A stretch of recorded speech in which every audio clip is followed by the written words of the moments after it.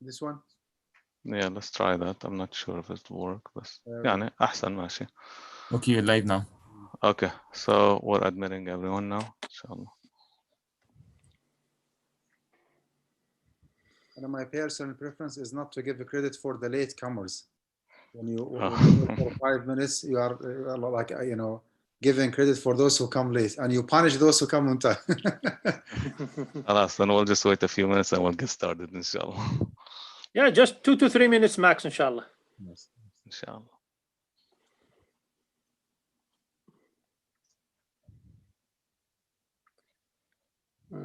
Ghaus, are you going to send the notification on WhatsApp? Yes, I'm about to send and we are live now. Okay, great.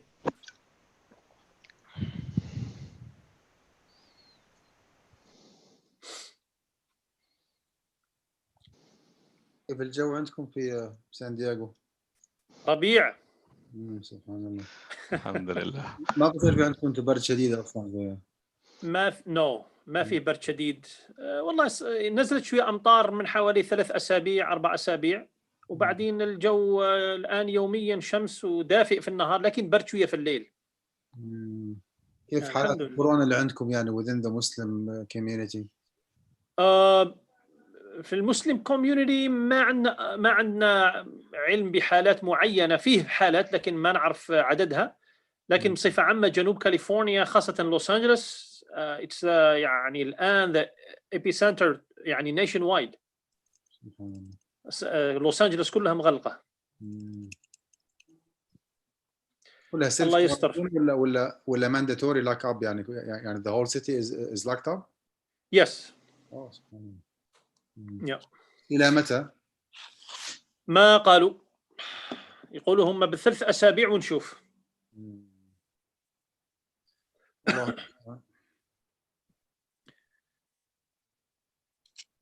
Let us know when we can start, inshallah. طيب. You're good to go. Good to go. الحمد لله الحمد لله. أعوذ بالله السميع العليم من الشيطان الرجيم. بسم الله الرحمن الرحيم.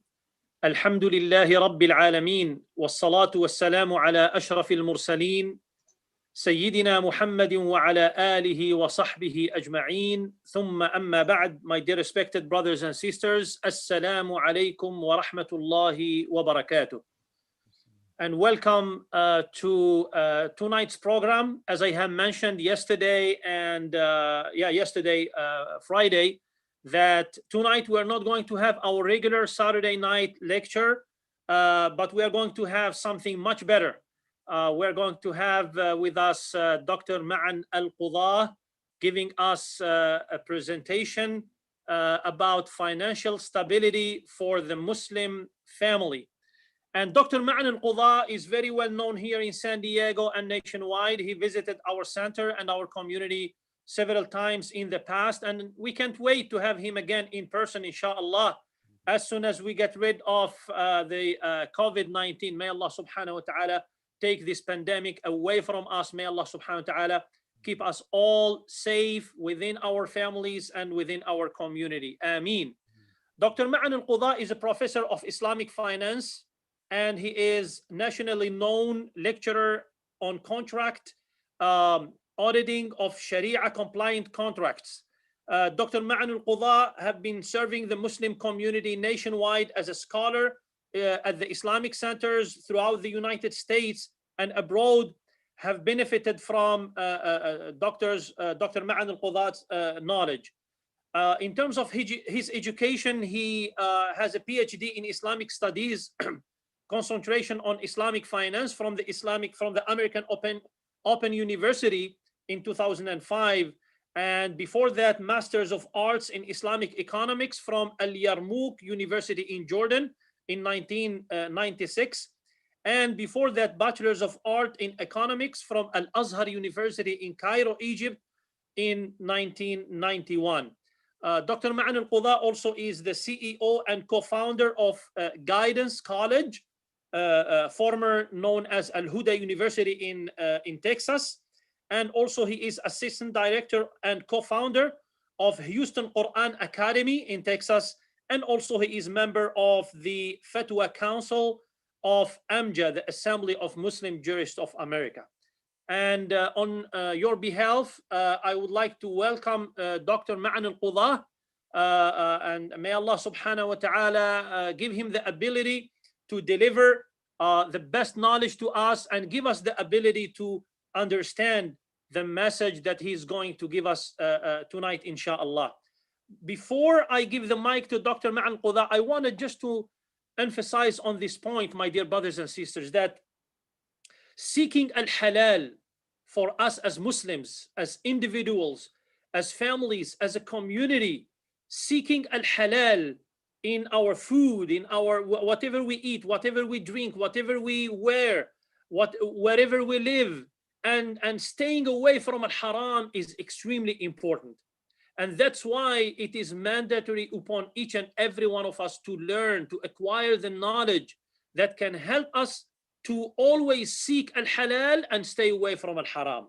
This is what we do to worship Allah subhanahu wa ta'ala. In addition to our salat, siyam, sadaqah, zakat, umrah, hajj, we have to also give a lot of importance to what we eat, what we drink, what we wear, where we live, what we acquire, everything that we deal with on our daily basis. So I pray and hope that this presentation tonight, and also the question and answer session that will start right after the presentation, will help us to understand better our deen, inshallah.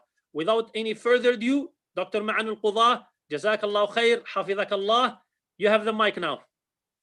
Jazakallah khairan, Sheikh Taha Hassan, barakallah. Allah yabarak feek. Thank you so much for the introduction. Bismillah ar-Rahman ar-Rahim, alhamdulillahi rabbil alameen, Allahumma salli wa sallim wa barik ala Muhammad wa ala alihi wa sahbihi ajma'in. اللهم نور قلوبنا بالعلم وزين أخلاقنا بالحلم وافتح بيننا وبين قومنا بالحق وأنت خير الفاتحين. Respected brothers and sisters, Assalamu alaikum wa rahmatullahi wa barakatuh. طبتم وطاب ممشاكم وتبوأتم من الجنة منزلا بإذن الله. As Sheikh Taha said, I'm a host and I'm not a guest. And I'm really glad and happy to meet virtually this time with my brothers and sisters in San Diego Muslim community. Inshallah, we'll be meeting with you soon whenever things ease up. As you see, the topic for tonight, financial stability for the Muslim family. This is a long presentation. That's why I will not go through it slide by slide. Rather, I will focus on the most important things here, and I will open the floor for question and answer. Let me start with the concept itself. When we say financial stability, are we asking too much here? If you want to, we as bread makers, as responsible party for the household, are we asking too much if we want to make sure that our finance is stable during our lifetime and even after our death, whenever we pass away from this life?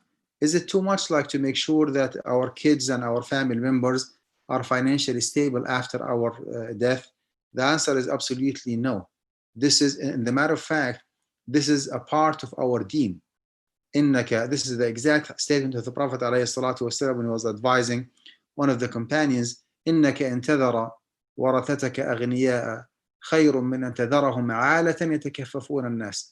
Leaving your inheritors, your family members, your wife and kids, wealthy or financially stable, if you wish, is way better than leaving them poor, begging people. So this is a part of your deen. You need to make sure, in the same way as Sheikh Taha Jazakallah khairan emphasized, in the same way that you pray and you fast and you do umrah and hajj and you pay sadaqah and zakah, you recite Quran, you need to make sure that you work toward the financial stability of your family members during your lifetime and after long life, inshallah, full of ta'ah and obedience after your death. Of course, this is something else actually that Sheikh Taha Jazakallah khair emphasized, which is the importance of having halal income. This is one of the taxes that we have to pay in this country. The job opportunities, or the pure halal job opportunities in this society, are not as abundant as for those who live in a kind of Muslim society or Muslim countries. That's the system. This is what we have, and we have to make sure that we navigate through those jobs and find you know, only and only whatever is halal for ourselves, to make sure that Allah subhanahu wa ta'ala will put a barakah in our rizq and in our income. When it comes to haram and halal jobs and careers, this is a long topic, and our Fiqh Council, the Assembly of Muslim Jurists of America, already did its homework, and we came up with a declaration, very detailed and long declaration regarding the, as you see here, careers in between permissibility and prohibition, or if you prefer to read it in Arabic, ما يحل ويحرم من المهن والأعمال والوظائف. Please go to our website and read more about different jobs, working for media, working as a journalist in insurance companies, tax service, accounting, court of law. Can you be an attorney? Can be a public prosecutor? Can be a judge in the real estate business, engineering, tax, etc., etc. So I wish we have time to go through it, but honestly, our time is very limited. Let me just move on with some advices that we desperately need, especially nowadays with the pandemic, with the financial impact that we are experiencing, or the vast majority of us are experiencing because of the pandemic. Some of us lost their jobs, or their business went down, or they just closed down their business, whatever the financial impact might be, but there is an impact. So those advices are for us to take into consideration always. So whenever, Allah forbids, may Allah subhanahu wa ta'ala protect us all, whenever we go through a pandemic like this one, we already prepared, and we do have some safety valves and safety measures, so we can handle that pandemic with the less financial damage possible. Very quick advices: keep enough cash.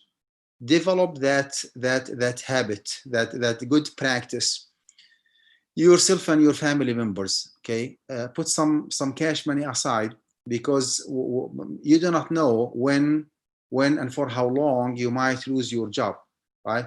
If you can put aside whatever is sufficient enough to cover your basic expenses for 5 or 6 months, that will be ideal. Because if you do not have any saving, the very first thing to do is to compromise the assets and the business and the aside business and investment that you have. You don't want to do that, right? Because if you're in desperate need for sale, you're gonna sell with less price. So if you have a side business, you don't need like to tap on those businesses and just spend it from the cash that you have. If you have an individual retirement account, if you deal in the stock market, you have a brokerage account, you have a whatever platform might be, do not limit yourself to the stock market of the United States. Rather, you should invest internationally.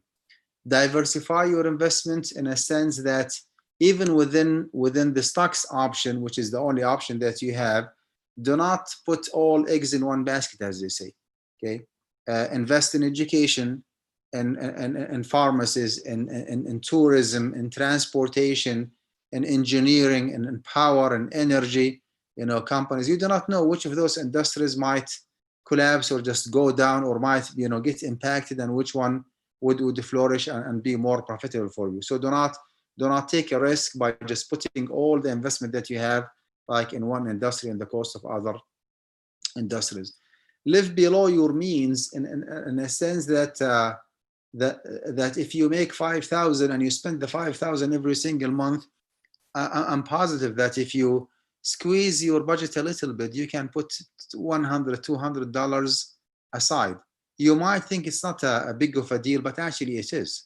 It is. If you keep up the good job every single month, within just a few years, you will be surprised that you have a big amount of money. And especially if you do it right by opening individual retirement account with one of those socially responsible mutual fund companies, as Zad or Sharia Portfolio, or like Zaki Financial, or we have, alhamdulillah, a lot of options here. You open an account with them with only $100 per person per month, right? So you put aside $200, $300, $400 every month. You will be surprised that after a while you'll be having like a big amount of money, and you will be making a good amount of money as as a profit or dividend. Pay off expensive debts. If you have $30,000 cash money on hand, and you have an outstanding balance on your credit card, 30,000. If you do not pay, they're going to charge you interest. Which decision is more wise? Is to pay off that debt or to invest that money with the hope that you'll be making profit more than the interest that you have to pay? Have you chosen not to pay, the credit card? Do not take a risk. Pay off that expensive debt, because after the the end of the introductory period, 0 APR, the interest of your credit card will go very, very high. They start from 18 to 25. Sometimes it reaches way even more than 25 or even 30% interest. Do not take that risk. Track your spending. Make sure that whatever you allocated for entertainment, for food, for transportation, for clothing, for you go within that budget. If you realize that you spent more than what you're supposed to spend, you need to stop everything and do some investigation, find out where is the leakage of money is coming from, and who made those unauthorized transactions. Maybe one of your kids, maybe the transaction is unauthorized one to start with. You need always to to check your bank statement and make sure that every single dollar spent is under your control, under your supervision. Review your credit report to be able to take advantage of any refinance opportunity, especially if it is a halal way. Check out financial advisor if you have investment in the stock market. Your job is to choose the right wealth manager or financial advisor, and then just let him or her do the job. Do not interfere in his business. Just choose the right person and let him move on. Make sure your investments are safe. That which is the case actually. That whatever bank account you open, that bank actually is insured by the FDIC. If it is a investment account, it is insured by the SIPC, which is most probably the case. Do not try to predict the future, because even if you have been saving or doing business in the stock market for 5 or 7 years, with all due respect, it doesn't mean that you have the tools or enough experience to make a decision. That decision should be made by your financial advisor and not by you. Again, your job is to hire the right person and just let him do the job on your behalf. Do not stop contributing to your 401k, even if you are positive that your investment is not pure halal one. Your job is to make sure that your 401k is as Sharia compliant as possible. But if you cannot achieve that goal, this does not mean that you have to drop the whole 401k option. Again, we're talking about financial stability, and this is one of the most important components, especially in this society, when it comes to financial stability. If you can find out how much haram involved in your in your 401k, and you cannot change it, keep it as is and just get rid of the profit that came from that haram portion. You have 90%, for example, halal, 10% haram. The profit that came from that 10% should be disposed, right? But the rest of the investment actually is halal. Do not compromise it. Do not make sudden moves in the stock market. Do not give up on stocks, because the stocks actually is the option that you have. I mean, bonds, for example, and most of the derivatives are not options for practicing Muslims. You need to make sure that the financial instrument that you buy and you trade in is a stock. It's not a bond. Bond actually means interest-bearing loan, that you lend the federal government certain amount of money and you look for a guaranteed profit, and that guaranteed profit is none but interest. And your job actually is to limit yourself to the halal source of income, as our Sheikh Taha emphasized in the beginning of this presentation. Do not pay high management fees. Do not follow the herd. Again, this is the job of your wealth manager or financial advisor.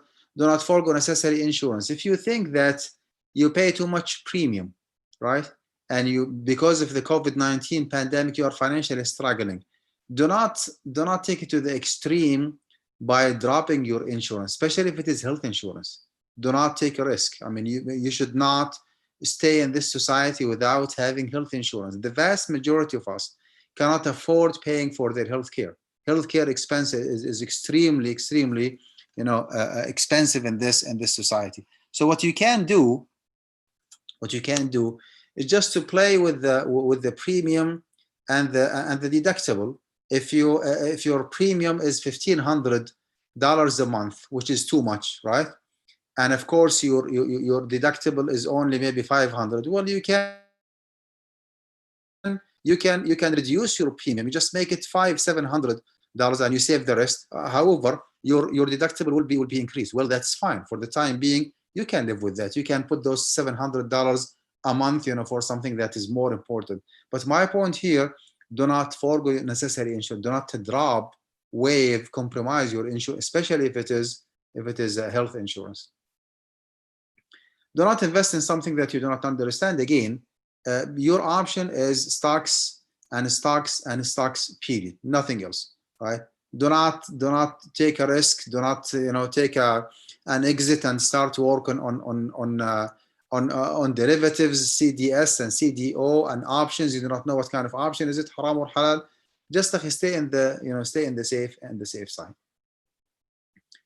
When it comes to finance, just briefly, we think that those Islamic modes of finance, like the murabaha and the musharaka and the ijara, they have to be done through an institute, like a bank or Islamic mortgage company or Islamic investment company, which is not the case, to be honest with you. I mean, if we want, as a Muslim community, we should not wait until we establish Islamic finance institutes and Islamic. Do not wait until that happens. You can activate those Islamic modes of finance within your own community.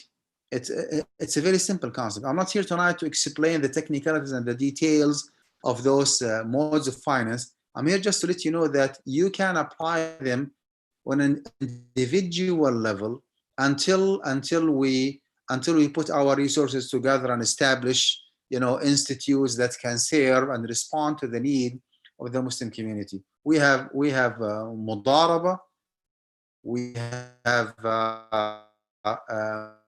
which is a partnership. Mudaraba is a kind of trustee partnership, money from one side and management from the other side. Someone has money but does not know how to invest, or he knows but he is not available enough. He doesn't have enough time to invest. You give your money to somebody else and you share the profits with him or with her on whatever you agree upon. Again, we have a lot of modes of finance, different ways of financing. It depends on the nature of the project, in the question, how to finance it in an Islamic way. Mudaraba, if you want to invest. Musharaka, which is the partnership, when you pitch in money with others and you establish a project or enterprise together. Diminishing partnership, المشاركة المتناقصة المنتهية بالتمليك. You buy the house, for example, jointly with another partner, 95% the financier, 5% your good self, and you start living in that house and buying the share of the financier and rent the rest. So you become 6% owner, 7-8 all the way until you become 100% owner, and you kick him out of that partnership. So you become the exclusive owner of the property.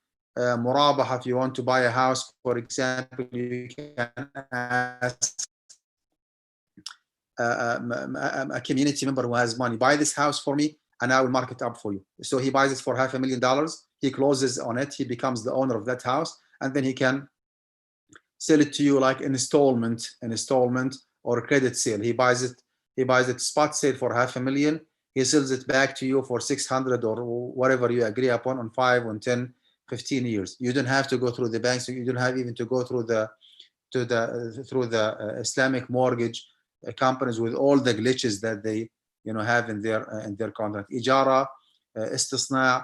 Again, there are a lot of modes of finance where you can activate and practice on an individual level, on a communal level. You don't have to wait until a miracle happen and we have a full-fledged Islamic banking system in the US. Inshallah, it will happen one day, but we do not have to wait till that time. a lot of people actually ask nowadays, in particular, in investing in the stock market. They want to have a side business. They have been impacted a lot because of COVID-19, right? Coronavirus. So they want to have a side business and make some money. That's a very legitimate question, very needed, question. To make it simple, let me tell you this. There are certain companies who can give you the right advice while keeping your money with you. You don't have to open an account with them. You keep your money under your custody in your own bank account, and they just send you advices. Okay, one of those companies in which I'm the Sharia advisor of that company is called Athena. I wish I can type it here. Maybe can someone show me how to do it? Chat. I don't know how to chat here. Okay, let me. I think you need to click on there's a green bar somewhere. Participant? No. Where to click here, Hani? There's a green bar somewhere on your screen that you can click on it. I think somebody already wrote it on the chat room. Okay, it's okay. It's AATINAA Athena.co. Oh. .co. If you subscribe with this company, you know what? And I can well, since I'm sharing my screen here. So somebody wrote it here. AATINAA.co. Okay. Yeah. .co. So this is a good option for you.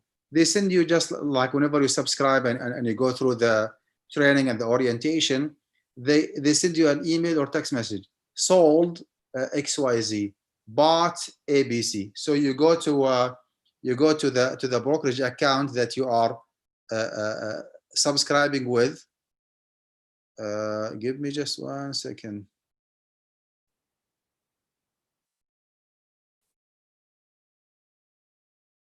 There you go.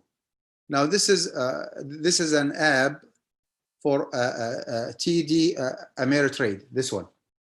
So you open an account with them and you subscribe with Athena.co. They send you just a text message. We sold this. You just follow their recommendation. You buy, you sell. They do a halal investment. They have their own formula of choosing the halal options when it comes to a stock market. And because I'm their Sharia advisor, I went through their system, their database, their scrutinization, system formula. How do they choose, from within those thousands of options in the stock market? So they're Sharia compliant, and their business is very profitable. By the way, their business is very profitable. So just save yourself the time and the effort of going through or navigating the stock market, finding whatever is halal. You can just subscribe with this company and just buy whatever they bought and sell whatever they sold, and you will be happy, inshallah. Just FYI, certain derivatives like the CDO and the CDS and the T-bills, they have to be avoided, right? Now, when it comes to reality, derivatives and CDS and CDO, it's hard for us common people who do not have that finance background and that's certifications and certain kind of investment. It's hard for us to navigate through the system. So just subscribe with someone who's expert enough, whom he or she is trustworthy enough. Just let him make a decision for you, and you move on. Avoid derivatives. Avoid the CDS and the CD. The first one, the CDO and the CDS and different derivatives. When it comes to investing in the stock market, make sure that the stock belongs to a halal business. This is number one. Of course, if even if the financial instrument is a stock but belongs to a haram business, it goes without saying that you cannot invest in it. If it is tobacco-related business or winery or adult entertainment or something that is extremely haram in our deen, of course you need to stay away from it. there are socially responsible mutual fund companies who can do the investment in your behalf. Now, Athena.co does not invest in your behalf. Again, you keep your own money, and they just send you a recommendation. You make the decision. You want to buy, you want to sell, you do not want, absolutely up to you. Now, if you want someone to take your money and invest it on your behalf, we have a lot of options. One of them that has been established recently, and I'm not sure, fortunately or unfortunately, I'm their Sharia advisor again. Their name is Zaki Financial. There you go. Zaki, Z-A-K-I. I wish Hani can help me. Z-A-K-I financial.com, right? Zaki, Z-A-K-I financial.com. Yeah. You need to open an account with them. You need to deposit money with them. They do the investment on your behalf. Okay. Their work is ethical, is halal, is profitable. Of course, they do not make profit as Athena. I think you can make between 10 to 15, % net profit annually, which is not bad at all, right? With Athena, if you follow their directions, their recommendations, you can make up to 30, sometimes even more than 30% a year, which is excellent and outstanding, especially nowadays where a lot of people depend on this aside business, working in the stock market, to set off the deficit and the shortage that are experiencing because of COVID-19. Azad, Islamic Dow Jones, Iman Fund, and on and on. When it comes to industries, okay, those are just some examples of halal industry. But not every single halal industry means that every single stock within that industry is halal by default. You need to be careful. Those industries, okay, not companies, are halal. Air transport, auto parts, electronics, engineering, educational service, you name it, medical supplies, human resources, the list goes on, power, property management, oil field. I mean, all these industries are halal in general. But again, not every single company within that industry, medical services, is halal by default. That is the trick that we need to pay attention to. When it comes to investing in your 401k, if it is your decision, avoid something called the stable value fund, like to open a pure straightforward saving account. Avoid the balance fund where 50%, like stocks, 50% bonds. Okay, as long as you are almost positive that all what you have in your portfolio is stocks, right? And those stocks belong to halal companies, for example, exclusive stock fund, that is basically something that you should consider. It doesn't have any bonds or derivatives or options or etc.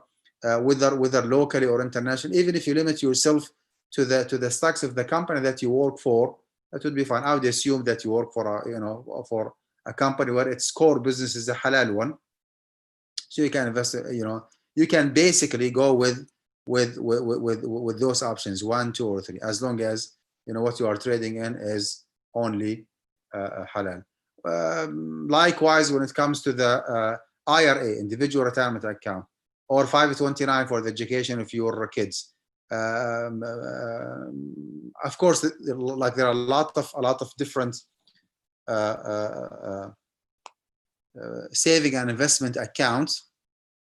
I'm just mentioning an example here, 529 for the education of your kids. You can set your own portfolio by yourself. You can be as conservative as possible, unlike when it comes to your 401k. Your 401k, most probably your employer, along with the investment company Fidelity or Vanguard, are the ones who make a decision on your behalf, and it is just a package. You take it or you leave it, right? You do not have full authority over your 401k. When it comes to those brokerage accounts, simple investment account, IRA, 529, it's your call. You can be as strict, as conservative as possible. Of course, if it is your call, then you have to make the right option. Something that is very relevant to financial stability the status of student loans. I want to make it like very brief. Student loans in the US are of two kinds: subsidized and unsubsidized loan. Subsidized one is an interest-free loan for a certain period of time given to undergraduate students based on their financial need. You have to prove your financial need to be eligible to take subsidized loan. Okay. Again, you keep borrowing with zero interest until you graduate. You will be having a grace period of 6 to 9 months to pay in full. If you default, then whatever you did not pay will be converted to interest-bearing loan. The other one, which is like worse than this one, which is the unsubsidized one. Unsubsidized one is a straightforward interest-bearing loan. Usually for the graduate students, those who join the law school or the medical school, or doing their like MBA, PhD, postdoctorate, whatever the level, graduate level might be. Those unsubsidized loans are interest-bearing loans from day one. Okay. The question that we receive always: can I apply for this loan? Can I apply for this loan? Our Fiqh Council, AMJA, came up with an official declaration, official position. We said that of course we should support and help and encourage our students, our kids, to apply to the halal by default sponsorship opportunities for their education. There are a lot of grants around, financial aids, scholarships, work study, for example, when you work for the department that you are majoring in. If none of the above is available for some reason or insufficient, then you can go with the subsidized one, right? And do your best to pay it off as soon as possible, after graduation. If you get stuck, okay, no grants, no financial aid, no scholarship, no work study, no subsidized loan, and the only thing that you have available is unsubsidized loan. That is an interest-bearing loan. Interest-bearing loan. Can you take it or not? That's the question that we need to answer.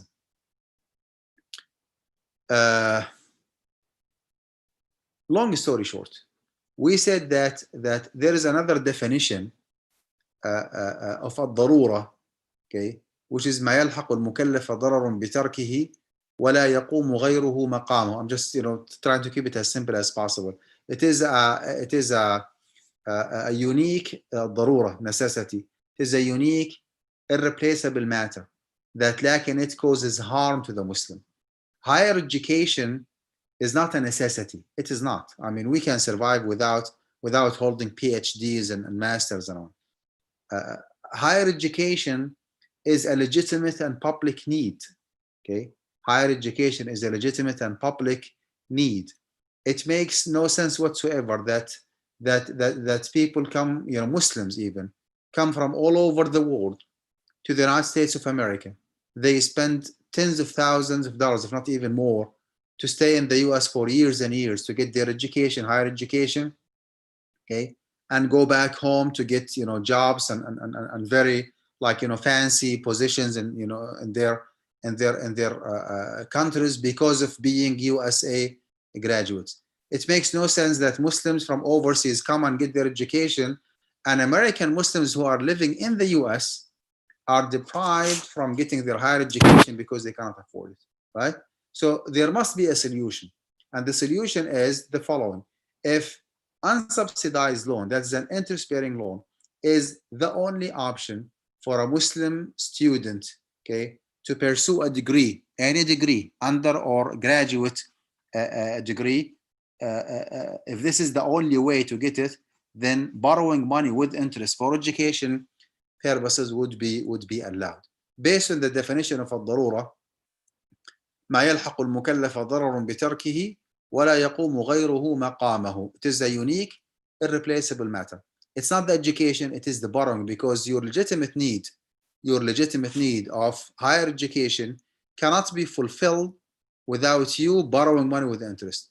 If that is the case, the scenario, then borrowing money with interest becomes a ضرورة. You can.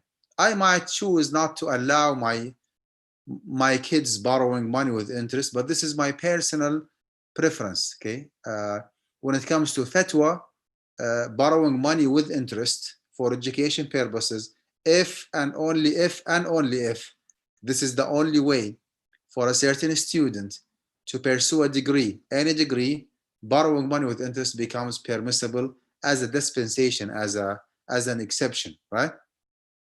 And this is not my personal opinion. This is the official position of the Assembly of Muslim Jurists of America. Moving on. Last topic, life insurance.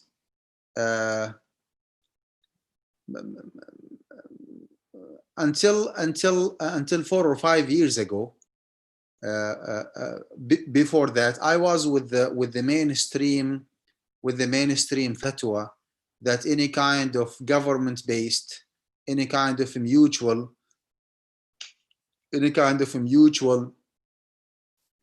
fund is permissible because it is like non-for-profit contract, because it is based on benevolence and cooperation between people. The mainstream fatwa adopted by almost all contemporary scholars and all the fiqh councils, to my knowledge, that any kind of government-based insurance is permissible here in the US, like Social Security, like Medicare, like Medicaid. That kind of insurance is allowable because the government is not looking for making a profit. They want to serve its citizens or those who live in the USA, securing a good financial status upon like having a car accident or being, Allah forbids, handicapped, or upon sudden death, or even after reaching the age of retirement. So it is like a cooperative system to serve the community. Okay, according to the mainstream fatwa, any kind of commercial insurance does have a conflict of interest. The stockholders, the owners of the company, want to charge their clients as much as they can, and they want to pay them off as less as possible, while the beneficiaries or the clients want to pay as less as possible and want to gain, okay, as a compensation, as an insurance benefit, as much as they can. So there is a kind of conflict of interest, and this is for-profit agreement. Again, I'm just narrating the mainstream fatwa. I was adopting this fatwa, since 1991, since I get my degree from Azhar University, all the way until 2015, 2016. I started thinking more deeply and more realistically about this approach, and I went back to the book of Sheikh Mustafa al-Zarqa. Sheikh Mustafa al-Zarqa is a Syrian jurist, Syrian faqih, who was a member in the Fiqh Council of the Muslim World League. That was back in the early 60s of the last century. And he is the only one, he was the only one at that time who denied, the unanimous agreement, okay, the consensus, the unanimous agreement of the members of the Fiqh Council at that time, who said that any kind of commercial insurance is prohibited, any kind of government-based insurance is permissible. The Sheikh said, no, this is incorrect. And his argument is the following. If you look at the contract itself, okay, the contract itself, he said that whether you are talking about Social Security or Medicare or Medicaid or health insurance or home insurance, business insurance, life insurance, all these contracts are bilateral agreements, are not unilateral agreements. Bilateral agreements means two-sided commitment. Okay, if you pay a premium, certain amount of money periodically, you will be entitled for a certain compensation. Okay, whenever a certain unfortunate incident happens, right? So if you do not have an account with Social Security nowadays in the US, you do not, there is no deduction of $50, $70 from your paycheck, goes directly to your Social Security. And Allah forbids, you passed away. Okay. The Social Security Administration will not say, "Oh, wallah, XYZ person was a nice guy, so we need to pay his family members because he was serving the community." They will not do that. It doesn't go this way, because you did not have an account with them. You did not pay your due, your premium during your lifetime. Thus, you are ineligible. You cannot get any compensation, even if you get disabled, even if you get handicapped, even if you passed away. Your family members will not be getting anything in return. Why? Because you are not a member, because you did not pay your premium. So according to the Sheikh, the Social Security Administration is telling you, give me $100 a month, for example, and just have a peace of mind. If something happened to you, do not worry. Okay, rest in peace. I will take care of your family. I will give your wife this certain amount of money during her lifetime until she passes away. I'll give your kids, your minors, this amount of money until the age of 18, and then this amount of money until the age of 24, and then that's it, right? Life insurance company is telling you, listen, give me $100 a month, and upon your death, I will pay one wet check to your family members. That's $1 million. You see? So the approach is the same. Legally speaking, this is a bilateral agreement with the Social Security, with the Medicare, with the Medicaid, and this is a bilateral agreement with the life insurance. Based on this argument, the Sheikh said that we either prohibit any kind of insurance, whether government-based, mutual-based, commercial insurance, stock-based, mutual, shouldn't make any difference. Everything is haram. Or otherwise, we just permit everything, because according to his argument, there is no technical difference between the Social Security from one side and the life insurance from the other side. And after reading his book and just thinking about his argument, honestly, it makes a lot of sense to me. And I changed my mind officially, maybe starting 2015, 2016. I started believing that life insurance is permissible. I started with myself.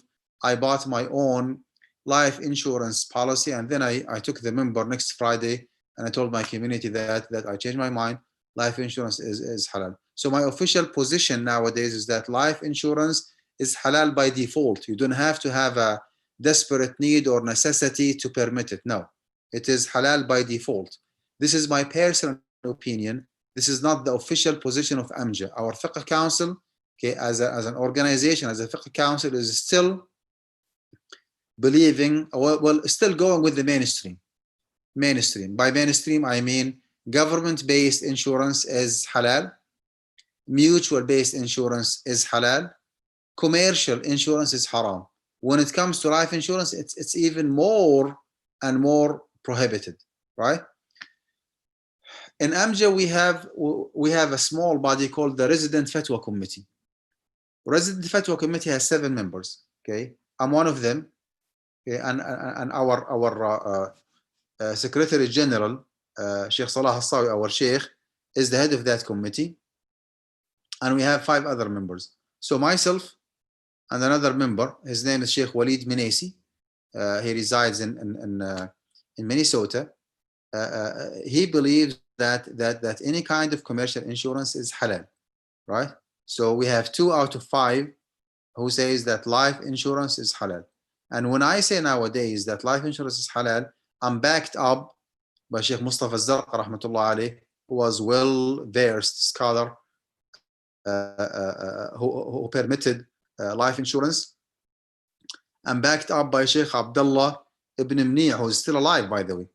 Sheikh Abdullah ibn Mni' actually is a member in the Senior Scholars Council of Saudi Arabia. Hayat Kibar al-Ulama fi Saudi, and he wholeheartedly believes that life insurance is halal. So life insurance is halal. If you think that my approach is reasonable and makes sense, go ahead and buy your life insurance and just have a peace of mind. Allah forbids, if something happened to your family members, you are backed up with a good, a good source of income for them, whether one-time payment by the life insurance company or by periodical monthly payment, by your 401k or by your Social Security. But you need to worry about. You need to work on securing, financial stability for your family members during your lifetime, and Allah forbids after your death. I'm sorry that I went too fast, but I was given only 45 minutes to present, and that's why I went like extremely fast. And I will open the floor inshallah for question and answer. اللهم علمنا ما ينفعنا وانفعنا بما علمتنا وزدنا علما وصلى الله على محمد وعلى آله وصحبه أجمعين. Jazakallahu khairan, our dear Dr. Ma'an Al-Qudha, for this presentation. And my feeling honestly is that even though this presentation, I mean, you try to cover a lot of things, but it requires you being here with us in person in the community, having a seminar for the whole weekend, inshallah. And we will do it, inshallah, after the COVID-19, inshallah, in the near future. Jazakallah khair again. And so there is a question that we have received. Speaking of commercial insurance, is workers' compensation allowed? If you do agree with me that insurance as an industry, as a business is halal, then working for insurance companies is halal. Receiving any compensation or insurance benefit is halal. By the way, Sheikh Taha, maybe certain options that the life insurance companies give shouldn't be halal. I'll give you an example.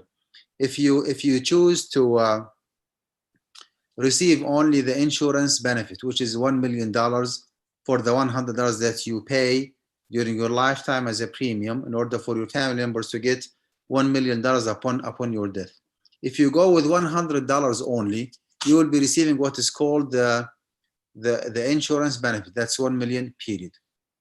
If you choose to increase your payment, make it $150, I'm just giving random examples, $150 a month, you will be receiving the insurance benefit plus what is called cash advance, which means that on top of that check, all the premiums that you have paid during your lifetime will be paid back to you. And in my opinion, this is okay. I mean, I do not see an issue with it. If you decide to make it from now $200 a month, you will be receiving the insurance benefit plus the cash advanced. The premium will be paid back to you plus interest on the cash advanced itself. That third option, is not a halal one. I mean that's obvious, clear that you will be getting interest on the money that you deposited or paid for the insurance company. So not every single option within life insurance is halal. When it comes to the duration or the coverage of the insurance, there is something called the general insurance versus term insurance. Term insurance means that you have a certain period of time. If you pass away before the age of 80, your family members will be getting the insurance benefit. But if you stay alive after that, then there's no compensation. I do not see any, like, all these technicalities should not affect the status of the content, because you are talking about the concept, about the legal agreement that you sign with the insurance company. To my knowledge, I might be wrong, I do not see any issue or any concern when it comes to buying, selling, working for insurance companies. That's inshallah a halal option for you. Inshallah. Jazakallah khair, Sheikhna. A request and another question.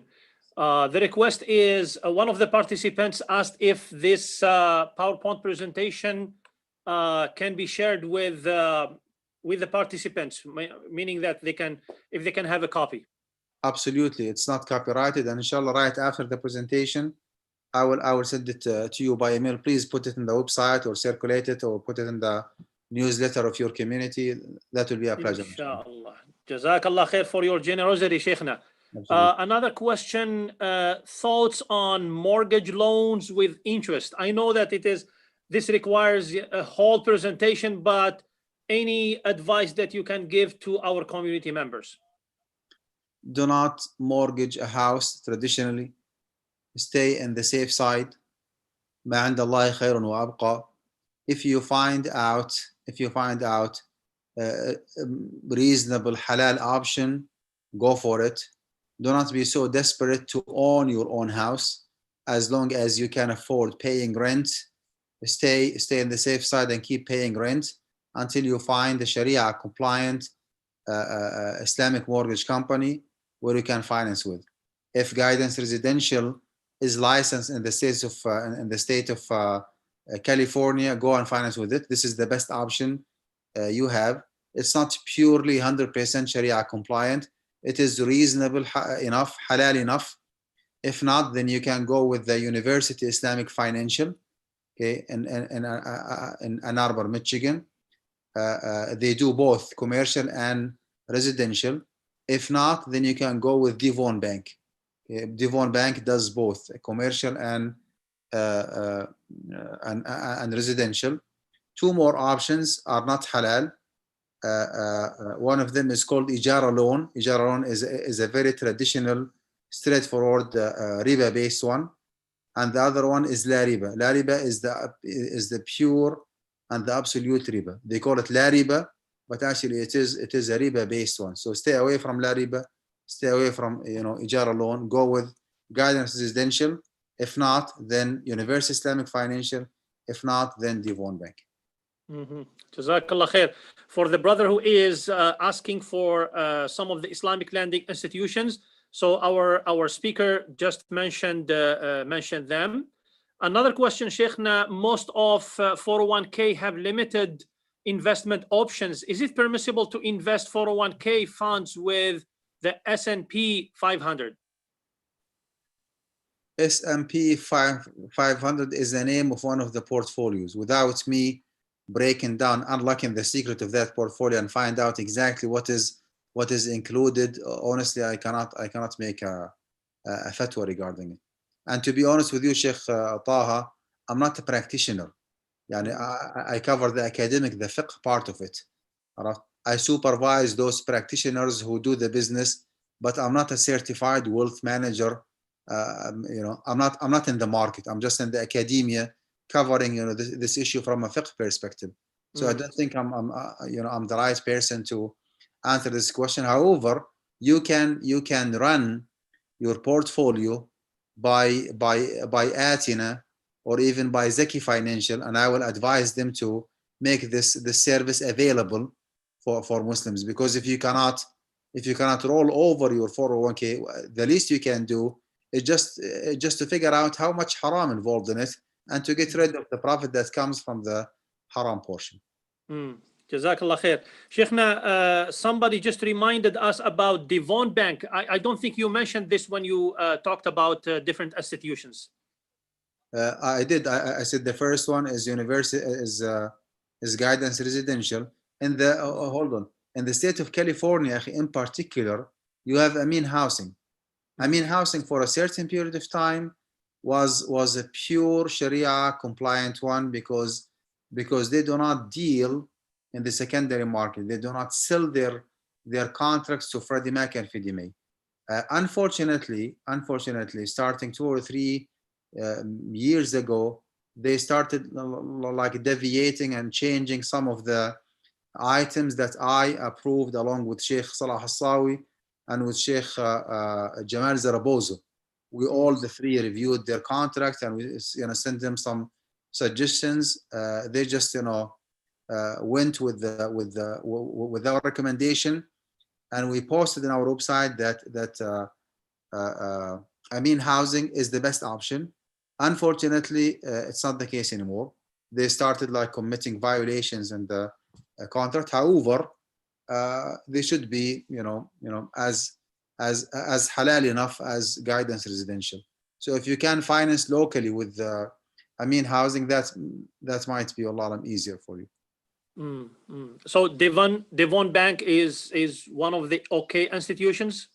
The third one in order: Guidance Residential, University Islamic Financial, Devon Bank. Okay, Jazakallah khair. One of the most often question we receive is about the Bitcoin. is it permissible to invest in Bitcoin? What do you think, Sheikhna? Bitcoin is just like one of the options of the cryptocurrency that is available nowadays in the market. More than one observation can be raised here. The first one is that this is a decentralized currency. There is no financial authority behind it. There is no central bank. There is no Federal Reserve. There is no government behind it. A lot of vagueness and uncertainty actually are there. You do not know who is standing behind it. You do not know why the price of the Bitcoin, along with other options that you have, fluctuate significantly up and down. What is or what are the reasons behind that fluctuation, unexpected fluctuation in the market value? We do not know. So there is a lot of gharar, there is a lot of ambiguity involved there. In some cases, those cryptocurrencies might be used illegally for money laundering purposes. So this is a legal issue. It's not a fiqh issue. This is a legal issue that we need to take into consideration. In AMJA, we did not issue a fatwa saying that cryptocurrency is haram. We didn't say that. We cannot dare saying it's haram, but we said that it should not be within your comfort zone. A lot of questions marks and ambiguity and uncertainty are involved there. My recommendation is stay away from it. But if you insist in getting involved, buying and selling, I do not dare saying it's haram. But this is what I prefer. Wait until things clear up, and we find out exactly who is standing behind it, why the price is fluctuating severely up and down. It's very risky. But it's not haram. Okay. Jazakallah khair, Sheikhna. One of the participants is saying Jazakallah khair for a very informative presentation. And then his question, what is the permissibility of enforcing a service agreement for services not delivered or rendered yet, if the client cancels the agreement for any reason or sells the business to someone else? I've been involved in this, in this like very specific job for the last 15 or 17 years of my stay in the US. I have learned, a lesson that without reading the contract in full, word by word, sentence by sentence, and without hearing from the involved parties, I cannot give an answer, because sometimes the question is asked in a way that is different from the way it is reflected in the contract itself. So if the brother or the sister is asking about a certain transaction, I need to see the contract and any affiliate documents involved in this transaction in order for me to see the overall picture, and then I can answer the question. Jazakallah khair. Sorry, I can't answer. Yes, Jazakallah khair. Another question, how to pay zakat on a piece of land? It depends on the purpose behind owning that piece of land. If it is for residential purposes, it is off the market. It's not for rent. It's not for sale. You put that land, you bought it a while ago, and you just, you kept it for a long-term investment. You have a plan in mind to sell it maybe after 10, 15 years. If that is the case and it is offline, there is no zakah on it. If it is like a rental property, you rent that land, then you need to pay zakah on the lease revenue. Whenever it is rented and you generate money, that money is zakatable. If that land is for pure commercial purposes, it is active in the market, okay? It is on the website and you have an agent and you expect potential buyers anytime, then it is zakatable in full, because in this very particular scenario, it is urudu tijara. It's a commodity. Something for sale. So you need to pay zakah on its market value on an annual basis, whether it is sold or not. It doesn't make any difference. It is a commodity, a merchandise, something for sale. In the same way that you pay zakah on the commodities that you have in your store, you have to pay zakah on the land because it is a commodity. So it depends on the status of that land. Is it for your personal use? Is it long-term investment and it is now off market? Is it rental property? It is now active in the market. Based on the reason behind owning that land, the answer would be accordingly. Jazakallahu khairan. Another question: how does Islamic finance address inflation? There is an ideal situation and practical situation. The ideal situation is that all the fiat currency are backed up by gold and silver, which is not the case nowadays. I mean, this is the Islamic finance position when it comes to issuing currency, like bills. You can issue bills, but they have to be fully backed up by gold and silver. It is not the case nowadays. So if you mean by the inflation, how to deal with the significant inflation in case of debt, like you lended someone money 5 or 7 years ago, right? And he did not pay you back until today, and the purchasing power of the money nowadays is 25-30% less than the purchasing power of the exact amount 7 or 10 years ago. Should you charge him the extra or not? Here is the answer. Number one, loan in Islam, in the Islamic finance system, is not a mode of finance. It is not. Okay, if someone approaches you asking for money to upgrade his business, okay, asking you for a loan to upgrade his business or to establish a new business, you should not give him money, okay, because loan in Islam should be given for cooperation and for charity purposes. Someone is in desperate need to do a surgery or to cover the bills or to pay the rent, okay, you give him the money. It's a short-term loan. So within a few months, maximum 1 year, he or she is supposed to pay you back. And the inflation in 1 year in the US is very trivial. I mean, we're talking about 0.5% or 1%. You should tolerate that because the main goal behind giving him or her the money is just anticipating some reward from Allah subhanahu wa ta'ala. You as a practicing Muslim, you do not charge interest on the money that you give. So a part of that good intention and good practice is to tolerate that insignificant inflation involved in it. Based on that, borrowers are not supposed to keep the money with them for a long period of time, because again, loan is not for investment purposes. Loan is for charity purposes. If and only if you did a mistake in the past, or let's say, for example, that you gave a loan for charity purposes, for help and support purposes, but the borrower actually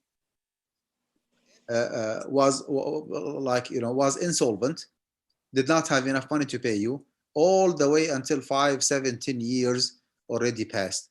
Can you charge him the difference? The answer is no, you cannot. You cannot. You need to tolerate that loss because of the inflation. You cannot charge him money, with only one very exceptional scenario, that if the inflation is too high, and according to some fuqaha, if it is 1/3 or more, like 33% of the purchasing power of the money is gone, right? So the inflation is really significant, 33% or more. In this particular case, because of نظرية الظروف الطارئة, okay, or they call it the force majeure, right? Or نظرية الجوائح, okay, أمر النبي صلى الله عليه وسلم برفع الجوائح. If there is a very irregular circumstances where the loss or the inflation was not caused by the lender and the borrower, and it is as significant as 33% or more, then in this very particular scenario, the borrower and the lender both have to share the loss. Now, 33% or 1/3 is just ijtihad. That's an independent reason. I'll give you an example. I gave someone $10,000 back in 2015, okay, 2012, and now he wants to pay me back. Okay, the purchasing power of the 10,000 today is only, just random example, 50% of the purchasing power back in 2012, right? So the loss or the inflation is 5,000. I mean, that is way too much. 50% is way too much. Okay. Now the loss or the inflation is 5,000 in our example. Half of it is 2,500, right? So based on this fatwa, he has to pay me the $10,000 plus 50% of the loss, which is $2,500. So the total is $12,500. But this is again only and only if the inflation is 33% or more. If it is less, then you just tolerate that loss and do not give that person money anymore. No. Jazakallah khair, Sheikhna. We have two questions that are very close to one another in regards to the credit card. The participant asked, can I take a credit card that has interest, of course, if I don't pay on time? And another question asking about the credit card rewards. Is it okay, like cashback or mileage rewards or something like this? Well, the credit card reward, the scores or the points or the cashback is completely the opposite of interest, because the one who is benefiting from that cashback is the borrower himself and not the creditor or not the lender. Now, what is haram in the Islamic finance system is كل قرض جر نفعا للمقرض فهو ربا. Okay, if the lender actually benefits from that loan, so he gives you $10,000, and he takes it back 10,000 plus 500. Oh, that's haram. But in this case, actually, it is absolutely the other way around. You borrow from the credit company $10,000, and you save some money because of the cashback and the coupons and the scores that you accumulate. You borrow 10,000 because of the saving, because of the cashback. You pay it back 9,500. So you borrow more and you pay less, right? And this, of course, halal. If the one who is benefiting is the lender, then that's haram. But in this case, you are the one, like the borrower is the one who is benefiting, so it is halal. Now, question one was about the status of using a credit card.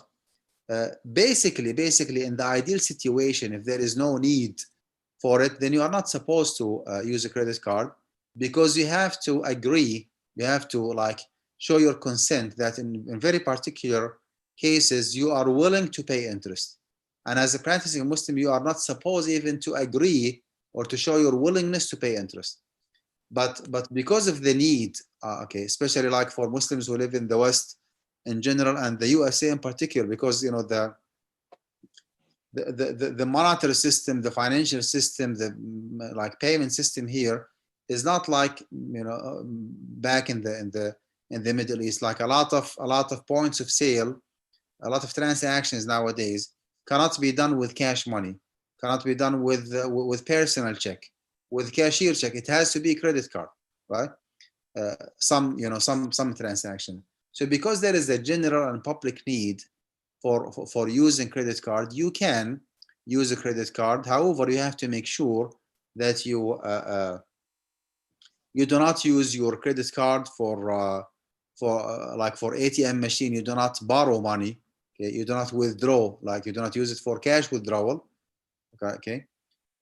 Whatever you borrow from the company has to be paid off within the same cycle, within the same month, and you pay it in full, right? So if you do not use it for cash withdrawal, if you do not delay your payment after the due date, if you pay in full, then you can, your monthly statement, you can use your credit card for years and years without paying one single penny interest. And because of the need of having credit card, because you build your own credit scores and credit history, then you can use it. Jazakallah khair, Sheikhna. There is a question. Do you pay zakat on rental property if the rent is equal to mortgage payment? The zakah is due on the saving from the lease revenue. Only for the saving. Let's say that you have a house and use it as a rental property, right? Very simple example. You make $1,000 lease revenue. You pay $1,000 to the mortgage company. Well, toward the end of the year, there is no money to worry about. All what you have generated has been spent already, right? If you have already saved that money, or some money is left over after paying the tax and the insurance and the maintenance and the mortgage on the house, whatever is left over is zakatable. But in this case, whatever you generate, okay, whatever you make, you just, pay it. So if there is no money to worry about, then of course no zakat. Jazakallah khair, Sheikhna. There is one or two questions asking about the zakat on the 401k, the retirement money. It depends on the nature of the retirement account. If it is pension plan, like you work for the federal government, for the state, for the county, for the city, usually you do not have 401k. You have something called pension plan. Pension plan actually is not accessible, is not withdrawable. Even if you apply for humanitarian case or whatever they call it, you cannot withdraw before the due date, before the age of retirement, or Allah forbids, like in case of death or disability. You cannot. If the money is not accessible, then you don't have to worry about paying zakat al-mal. When it comes to 401k or 403b, if you work for non-for-profit organizations, you can withdraw up to certain percentage of your account. Okay, if you apply for like emergency or humanitarian case, sometimes they call it, maybe you can have access to up to 50% of your 401k account. Let me give you like a very simple example. In the month of Ramadan, where you usually pay your zakah, the total amount, okay, or the value of your 401k was $100,000. And if you insist in applying for humanitarian case, Fidelity, your investment company, gives you access up to 50% of your account. Now, the accessible amount, the withdrawable amount, is 50,000. Am I correct? Now, if you decide to proceed, you will not take home 50,000. You will be penalized. You will be taxed. You will be charged maybe interest, maybe processing fees. Let's say the total deductions. Of course, this is like a very off-record, math or calculation. You do not have to physically withdraw the money. You need to do the math in order for you to find out how much zakah you have to pay, right? So let's say that the total deductions and charges 5,000. So far the amount or the net amount is $45,000. Is that correct? If you want to stay stateside and be as conservative as possible, you need to pay zakah annually on those $45,000. If you want to go with the book, you do not want to pay extra zakah, then you can deduct from the 45,000 another 10% usul thabita, fixed assets, because those stocks actually do not represent commodities and merchandise and goods in full. Those stocks represent fixed assets, usul thabita, right? Like buildings and machineries and devices and shelves and softwares and computers and furniture and on and on. Fixed assets usually represent 10 to 15%, from the value of the stock. So from in our example, from the $45,000, okay, you can deduct another 10%, another 4,500, and the rest of the amount, the net amount, is zakatable based on 2.5% zakat rate. And you need to do the same math every single year. In the month of Ramadan, how much you have total in your 401k, how much you can withdraw, okay, how much you will be charged, and then you deduct 10% usul thabit, a fixed asset, and you pay zakat on the rest of it. Jazakallah khair, Sheikhna. Going back to the question about the land, one of the brothers wanted to understand, if the land is inherited and the person has no money, no cash to pay the zakat, how would the person pay his or her zakat? And in the same time, saying that, if the land, the piece of land is not zakatable, because it's not in the market, it's not for business, then it becomes a safe haven, especially for rental ones. I mean, when people want to, evade zakat, they just buy pieces of lands and that's it. First of all, the reason behind owning the land does not affect the zakatability of the land if it is zakatable. So whether you bought it or you inherited it from your parents, it doesn't make any difference. At the end of the day, this is your property, this is your land. This is one thing. The other thing, again, it depends on the reason or the status, if you wish, of the land for the time being. You inherited a piece of land from your dad.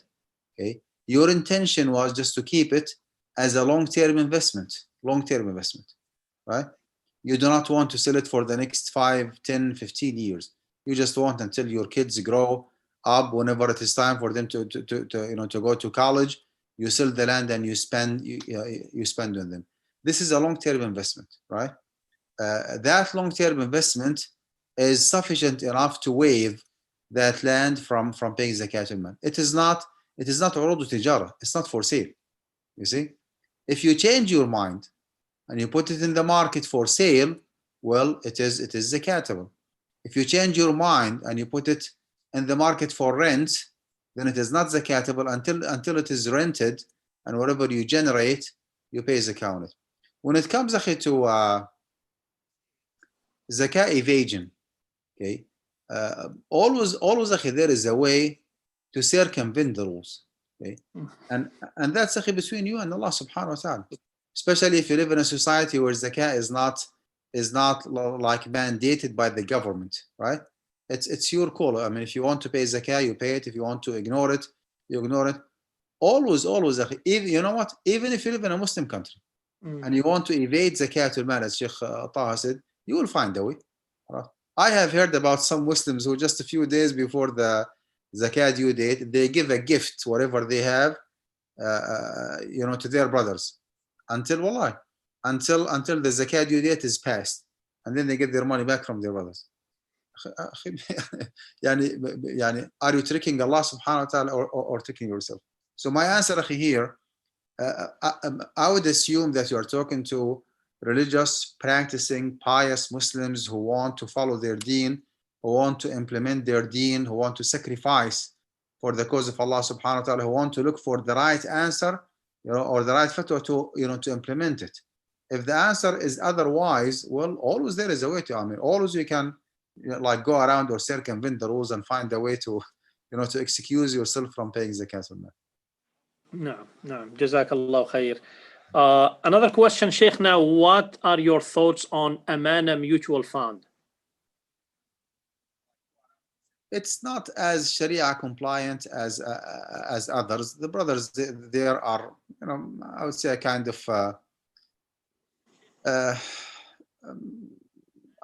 they just take it easier. To my knowledge, there is no Sharia advisory board.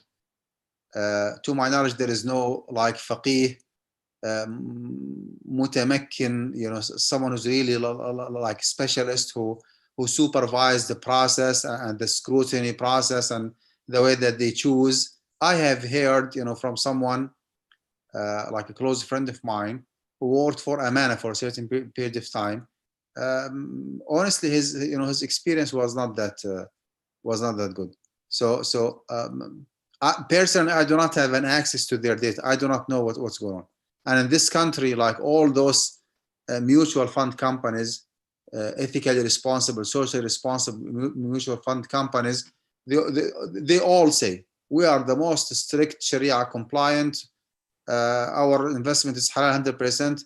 وكل يدعي وصلا بليلى وليلى لا تقر لهم بذاك. يعني we do not know أخي what's going on. But with this particular company, what I have heard actually is not promising. Some other companies are like more serious in their investment.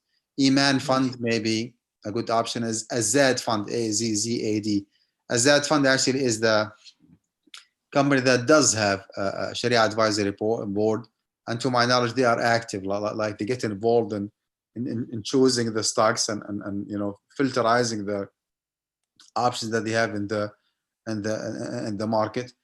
Zaki Financial, of course, is a good one because I know what's going on, because I'm the Sharia advisor, like the Sharia consultant. So I know for a fact how do they choose and how do they put aside or exclude the doubtful, leave aside the haram option. ZakiFinancial.com.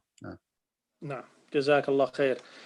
Inshallah, this is the last question. I know that there are some questions coming from some brothers. Inshallah, I will have all these questions saved, and I will send it to you, Shaykhna. Jazakallah khair. But the last question is how much zakat do you pay on mutual funds or stocks? Do we subtract taxes due after selling? When it comes to zakah on stocks in general depends on your common practice. If your common practice is that you do not buy and sell, you do not speculate in the stock market, you are not following the Yahoo Finance news and you keep buying and selling, you're just happy with the dividend that you receive. If that is your common practice throughout the whole year long, then you do not have to pay zakah on the stocks. You pay zakah on the dividend only, because stocks are not urudu tijara. If your practice is otherwise, like you keep buying and selling and trading in the stock market, then you have to pay zakah on the stocks and the dividend that you made at the same time, simultaneously. When it comes to mutual fund, the mutual fund company actually is the one who is trading on your behalf. Mutual fund company, does not sleep on the stock. They keep just trading and buying and selling, for the best interest of their clients. So your stocks actually are very vibrant, like back and forth, bought and sold and bought and sold, and that's why you have to pay zakah on everything. You pay zakah on the stocks, pay zakah on the dividend, regardless whether you capitalize the profit or the dividend, put it back in the account, or you take it out and you spend it, or you take it home. It doesn't make a difference. You need to pay zakah on everything. The zakah is like 2.5% after deducting 10 to 15% usul thabita or fixed assets. The rest actually is zakatable based on 2.5% zakat rate. Jazakallah khair, Shaykhna. Do you prefer if you can attach the presentation on the chat here, or yeah, so it will be everybody will have access to it, inshallah. Right. And at the end, can I attach it here? yes. Right. Or you can just send it to me as an email, and then I will share it with everyone later on, whatever is easier. Allahu A'lam. Let me do it now. Should I just drag it and put it in the box, or how does it work? Sheikh, you can I click have on. no idea. Maybe Brother Hani can help. There's in the chat box. There's a place where there's called a file. You can click on it, and then file. Do you see the chat? Okay, in the chat, there's a file in the bottom right corner. there's like a menu option that's called file. No, there's no file. There is save chat. Participants can chat with no one, host only, everyone publicly and privately. Those are the only options I have. Those are the three dots, but right next to it, there's no file. Okay. Let me send it to you and to Sheikh Taha. Yeah. Sure, and I can attach it. Yeah, we'll go from there. I will do it inshallah right now after we finish the presentation, inshallah. Jazakallah khair. Jazakallah khair. وياكم At the end, I would like again, one more time, say Jazakallah khair to our guest speaker, Dr. Ma'an Al-Qudah. Jazakallah khair for your time. I know that you are 2 hours ahead of us, so it is about 11 p.m. It's time to have some rest after a long day. May Allah subhanahu wa ta'ala bless you, your family. May Allah reward you for all what you're doing for the Muslim community nationwide. We have benefited from your knowledge several times, and I will say it again, we can't wait to have you in person here in San Diego soon, inshallah. And for all the brothers and sisters, community members, Jazakumullah khair for taking the time, joining us, learning. I pray and hope that you have learned something beneficial today that will help you to be financially stable and to know how to invest in a halal way, how to have your income halal. And I know that you have a lot of questions. This is an area where our community members have a lot of questions, but inshallah we will have other opportunities in the near future where we can have sessions like this. Why not again with Dr. Ma'an Al-Qudah, inshallah, to ask more questions and to learn more, inshallah. May Allah subhanahu wa ta'ala bless all of us, our families, our community members. May Allah subhanahu wa ta'ala keep us safe all the time. And may Allah subhanahu wa ta'ala, as He brought us together virtually, we pray to Him to bring us together in person after we get rid of the COVID-19, inshallah. May Allah subhanahu wa ta'ala keep us always on a sirat al-mustaqim, the straight path, until the time we will meet Him subhanahu wa ta'ala. Ameen, ameen. Jazakumullahu khairan. Barakallahu feekum. Hafizakumullah. Wassalamu alaikum wa rahmatullahi wa barakatuh.